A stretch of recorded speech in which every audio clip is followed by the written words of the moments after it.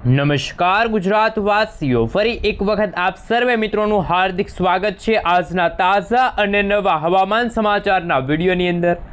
મિત્રો, આજે થઈ છે 5મી જુલાઈ અને વાર થયો છે રવિવાર અને રજાનો વાર। ઘરની બહાર નીકળતા પહેલા ગુજરાત વાસીઓ થઈ જજો યાર। ગુજરાતના દરિયાઈ કાંઠાના ભાગોમાં વાવાઝોડું ત્રાટકેલું જોવા મળી રહ્યું છે।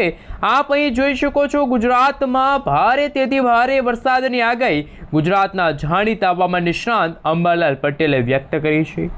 તો બીજી તરફ પરેશભાઈ ગોસ્વામીએ કહ્યું એટલે પાકું, આગામી 24 કલાકથી લઈને આગામી 36 કલાક માટે ગુજરાતના સૌરાષ્ટ્રના અને દક્ષિણ ગુજરાતના તમામ જિલ્લાની અંદર અત્યંત ભારે વરસાદ જોવા મળશે। અમુક વિસ્તારોની અંદર 8 થી લઈને મિત્રો 12 ઇંચ સુધીના વરસાદના આંકડા સામે આવી શકે છે। અત્યારે અમે તમને અત્યારનું ઉપગ્રહ ઉપરથી લેવામાં આવેલું સેટેલાઇટ પિક્ચર બતાવી રહ્યા છીએ, જેમાં અરબ સાગરના દરિયામાં એક મજબૂત વરસાદી સિસ્ટમ સક્રિય બની છે। તો બીજી તરફ આપ અહીં જોઈ શકો છો કે બંગાળની ખાડીમાં આ વર્ષનું પ્રથમ લો પ્રેશર સિસ્ટમ બન્યું છે અને મધ્ય ભારતના ભાગોમાં ઓલરેડી અત્યારે અપર એર સાયક્લોનિક વરસાદી સિસ્ટમ સક્રિય છે અને ઉત્તર ભારતના ભાગોમાંથી વેસ્ટર્ન ડિસ્ટર્બન્સ વાળી વરસાદી સિસ્ટમ સક્રિય હોવાની સાથે ગુજરાતની ચારે ફરતે ચાર વરસાદી સિસ્ટમનું સંકટ મંડરાતું જોવા મળ્યું છે। ત્યારે ગુજરાતના જાણીતા હવામાન નિષ્ણાંત અંબાલાલ પટેલે કહ્યું છે કે મિત્રો, ગુજરાતમાં નદી નાળાઓ છલકાશે, ગુજરાતના ગામડાઓ ડૂબતા જોવા મળશે, ફરી એકવાર પૂર જેવી સ્થિતિનું નિર્માણ થતું જોવા મળવાનું છે। અને મિત્રો, આવી રહેલા હવામાન વિભાગના આંકડા અનુસાર ગુજરાતના સૌરાષ્ટ્રના જૂનાગઢ જિલ્લાના માંગરોળમાં મિત્રો છેલ્લા 30 કલાકની અંદર 30 ઇંચ સુધીનો વરસાદ ખાબકી ચૂક્યો છે। તો બીજી તરફ દક્ષિણ ગુજરાતના ભાગોમાં પણ રીતસરનું આભ ફાટ્યું, જ્યાં જુઓ ત્યાં પાણીના દ્રશ્યો સામે આવ્યા અને હજુ પણ મિત્રો આગામી 3 કલાક માટે તમે જોઈ શકો છો, સૌરાષ્ટ્રના અને દક્ષિણ ગુજરાતના ભાગોમાં અરબ સાગરના દરિયામાંથી જે નિષ્ક્રિય ચોમાસું હતું એ અત્યારે ખૂબ જ મજબૂત બન્યું છે અને આ મજબૂત ચોમાસાના ભાગરૂપી દક્ષિણ ગુજરાતના ભાગોમાં અત્યારે વીજળીના કડાકા ભડાકા, તો અમુક ભાગોમાં તો મિત્રો જળબંબાકાર જેવી પરિસ્થિતિનું નિર્માણ થઈ ચૂક્યું હોય તેવા દ્રશ્યો સામે આવ્યા। જ્યારે મિત્રો આગામી 3 કલાક માટે ગુજરાતવાસીઓ ઘરના બારણા બંધ કરીને રહેજો તૈયાર, કારણ કે ગુજરાતમાં ફરી એકવાર આવી રહ્યું છે મિની વાવાઝોડાની જેમ તોફાન। મિત્રો, હવામાન વિભાગના જણાવ્યા અનુસાર સૌથી મોટી આગાહી સામે આવી છે। ગુજરાતમાં રીતસરનું અત્યારે મેઘતાંડવ શરૂ થયું છે। મુંબઈના વિસ્તારથી ચોમાસું આગળ વધ્યું, ગુજરાતના વિસ્તારોમાં અટક્યા બાદ ફરી ગુજરાતમાં ચોમાસાનું જોર વધવા લાગ્યું છે અને આ વરસાદી સિસ્ટમ અત્યારે ખૂંખાર સ્વરૂપ ધારણ કરીને ગુજરાતના જાણીશું કયા વિસ્તારની અંદર અસર દર્શાવશે। ભારતીય હવામાન વિભાગ તરફથી ગુજરાત રાજ્યમાં આજે ભારેથી અતિ ભયંકર વરસાદનું સંકટ, તો અમુક ભાગોમાં રેડ એલર્ટની વોર્નિંગ પણ જાહેર કરી દીધી છે। આ મિત્રો ગુજરાતમાં જુદા 3 પ્રકારના એલર્ટો જાહેર કરી દેવામાં આવ્યા છે।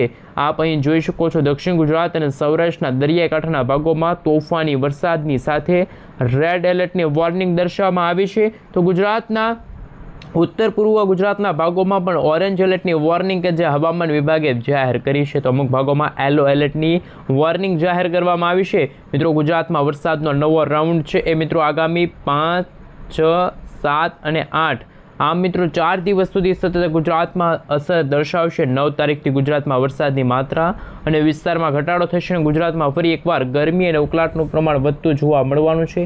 આપ અહીં જોઈ શકો છો, અમે તમને અત્યારે મિત્રો જે મોડેલો દ્વારા જે આગાહીઓ સામે આવી છે એમના વિશે વાત કરી રહ્યા છીએ કે ગુજરાતમાં થંડરસ્ટોર્મ એક્ટિવિટીના ભાગરૂપે તમે જોઈ શકો છો, ભારતીય હવામાન વિભાગ તરફથી પણ ચેતવણી છે તે દર્શાવવામાં આવી રહી છે।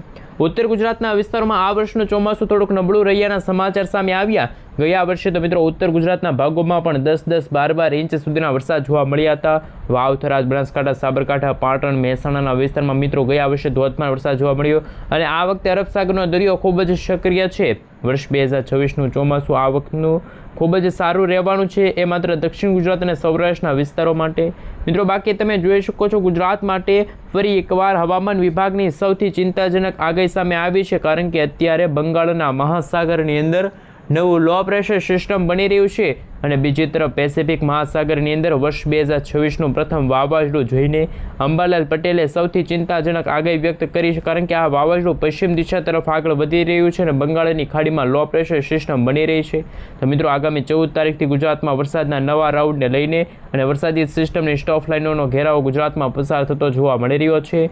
આ મિત્રો ગુજરાતમાં જેમ જેમ સમયગાળો પસાર થતો જશે તેમ તેમ શોપ સ્ટોકના નવા ઘેરાવાને લઈને નવી નકોર આગાહીઓ વ્યક્ત કરવામાં આવી છે. મિત્રો તમે જોઈ શકો છો ચોમાસું તો ગુજરાતમાં વિધિવત રીતે શરૂ થઈ ચૂક્યું છે. લો પ્રેશર સિસ્ટમના કારણે નદી નાળાઓ છલકાણા છે. તો અમુક ભાગોમાં મિત્રો અત્યારે આબ ફાટ્યાના સમાચાર સામે આવી રહ્યા છે. હાલ અત્યારે ગુજરાતના જુદા જુદા વિસ્તારોમાં, જેમાં રાજસ્થાનના ક્ષેત્ર, મધ્યપ્રદેશના વિસ્તારો, ત્યાં મિત્રો હરિયાણાના વિસ્તારમાંથી વરસાદી સિસ્ટમનું સંકટ અત્યારે ફરી એકવાર ગુજરાતમાં મંડરાતું જોવા મળ્યું છે અને વરસાદ પણ ગુજરાતમાં સારો થાય તેવા અત્યારના હવામાન સમાચાર સામે આવ્યા. પરંતુ આજે બપોરથી સાંજ અને સાંજથી રાત્રિના સમયગાળા દરમિયાન આપ અહીં જોઈ શકો છો સૌરાષ્ટ્રના ક્ષેત્રની અંદર સિસ્ટમનો ઘેરાવો એકદમ વધી રહેલો જોવા મળી રહ્યો છે.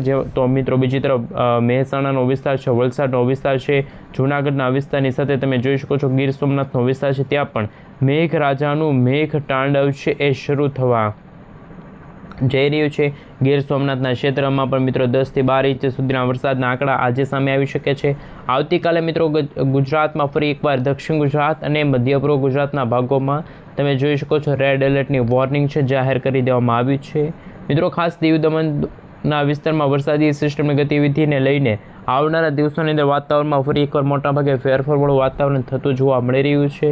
આપ અહીં જોઈ શકો છો વીજળીના ચમકારાની સાથે નકશાઓ રજૂ થઈ ગયા છે.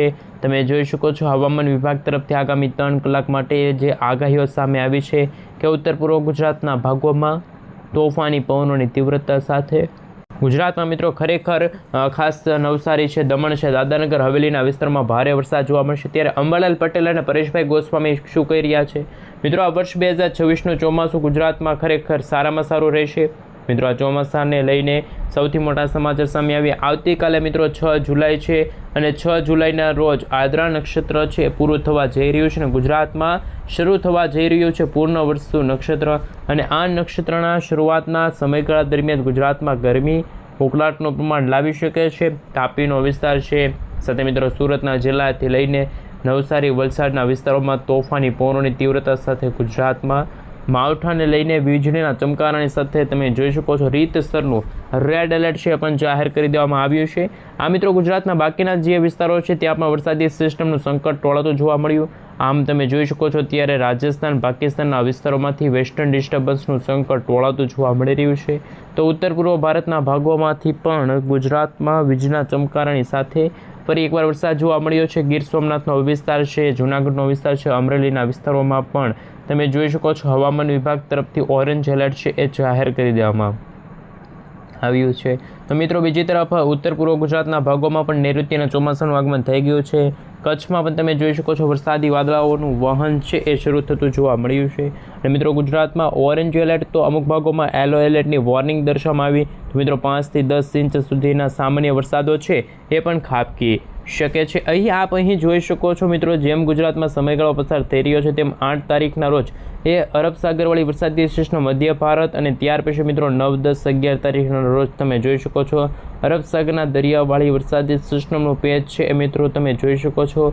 હવે પછી છે એ બદલાતા દિવસોને લઈને વાતાવરણમાં મોટા ફેરફારોને લઈને તમે આ વરસાદી સિસ્ટમને લઈને તમે જોઈ શકો છો ગુજરાત નજીક હજુ મિત્રો કમોસમી વરસાદ અને માવઠાના સમાચાર હતા. પરંતુ અત્યારે જે આવી રહેલા અવિરત વરસાદના કારણે ગુજરાતમાં છેલ્લા 2-3 દિવસથી અરબ સાગરનો દરિયો ગાંડોતુર થયો છે. માછીમાર ભાઈઓને પણ આગામી 30 થી 40 કિલોમીટર પ્રતિ કલાકની ઝડપે તોફાની પવનો ફૂંકાઈ રહ્યા છે. માછીમારી ન કરવા, સાવચેત રહેવા માટે અપીલ કરવામાં આવી છે. તો બીજી તરફ મિત્રો ગુજરાતમાં નવી સાયક્લોનિક સર્ક્યુલેશનવાળી મજબૂત વરસાદી સિસ્ટમનું સંકટ ટોળાતું જોવા મળી રહ્યું છે. અને દરિયાકાંઠાના ભાગોમાં મિત્રો સામાન્ય રીતે 10 થી 12 ફૂટ ઊંચા મોજા ઉછળી રહ્યા છે. અને મિત્રો તોફાની પવનોની તીવ્રતા અને મેઘરાજા મન મૂકીને વરસી રહ્યા છે તેમને લઈને પણ સૌથી મોટા સમાચાર સામે આવી રહ્યા છે. ગાજવીજ સાથે કડાકા ભડાકા સાથે તોફાની પવનોની તીવ્રતા પણ ગુજરાતમાં વધતી જોવા મળી રહી છે. વરસાદી સિસ્ટમનું સંકટ આગામી 24 કલાક માટે ગુજરાતમાં મેઘરાજા મન મૂકીને વરસવાના છે. અમુક ભાગોમાં અતિ ભારે તો અમુક ભાગોમાં અત્યંત ભારે વરસાદનું સંકટ ગુજરાતની માથે ટોળાતું જોવા મળી રહ્યું છે. મિત્રો, ગુજરાતમાં ફરી એકવાર મેઘરાજા છે એ મિત્રો હજુ પણ કમોસમી વરસાદ અને માવઠાને લઈને સૌથી મોટા સમાચાર સામે આવ્યા. કારણ કે પાછલા 24 કલાકથી ગુજરાતમાં તોફાની પવનોની તીવ્રતા વચ્ચે હજુ પણ તમે જોઈ શકો છો ભાવનગરનો વિસ્તાર છે, ભાવનગરથી લઈને મિત્રો મહુવા છે, મહુવાથી લઈને મિત્રો તળાજાનો વિસ્તાર છે, કુંડલા, ધારી, રાજુલા છે. ખાસ કે મિત્રો તમે જોઈ શકો છો હવે પછી ઉના છે, વેરાવળ છે, કોડીનારના વિસ્તારોમાં પણ તોફાની પવનોની તીવ્રતા સાથે કમોસમી વરસાદ અને માવઠાનું સંકટ પણ ફરી એકવાર ગુજરાતમાં વધી રહ્યું છે. જે આ દર્શક મિત્રો